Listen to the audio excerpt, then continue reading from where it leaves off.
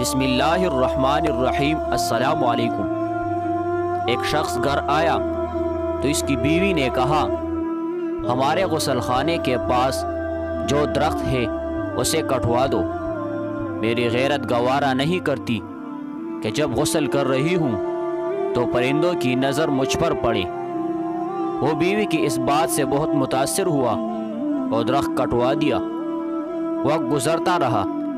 ایک دن وہ خلاف معمول اچانک گھر آیا تو دیکھا بیوی کسی مرد کے ساتھ مشغول تھی۔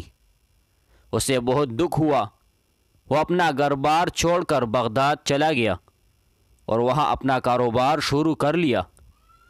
اللہ نے کاروبار میں خوب برکت دی اور اپنے روز افروز کاروبار کی بدولت وہ بغداد کے سرکردہ شہریوں میں شمار ہونے لگا، یہاں تک کہ بغداد کے کوتوالوں تک رسائی بھی حاصل کر لی۔ ایک دن کوتوالوں کے گھر چوری ہو گئی۔ پولیس نے مجرم کا سراغ لگانے اور پکڑنے کی بہت کوشش کی لیکن ناکام رہی۔ وہ شخص جو اپنی بیوی چھوڑ کے آیا تھا، اس نے دیکھا کہ ایک شیخ کا کوتوال کے گھر آنا جانا ہے اور کوتوال ان کی بے حد تعظیم کرتا ہے، لیکن ایک بات اس کی سمجھ میں نہیں آتی تھی کہ شیخ آدھے پاؤں پر چلتے ہیں، پورا پاؤں زمین پر کیوں نہیں رکھتے۔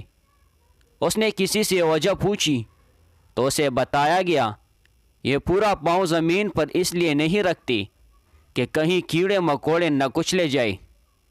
وہ شخص فوراً کوتوال کے پاس گیا اور اسے کہا، جان کی امان ہو تو عرض ہے، آپ کی چوری اسی شیخ نے کی ہے۔ جب تحقیق کی گئی تو مال مسروقہ اسی شیخ سے برآمد ہوا۔ کوتوال نے حیرانی سے کہا، ہم نے تو کبھی سوچا بھی نہیں تھا کہ یہ شیخ بھی ایسا کر سکتے ہیں، تمہیں کیسے معلوم ہوا؟ اس نے کہا، میرے گھر میں ایک درخت تھا جس نے مجھے نصیحت کی تھی، جو لوگ ضرورت سے زیادہ نیک نظر آنے کی کوشش کرتے ہیں وہ عموماً نیک نہیں ہوتے۔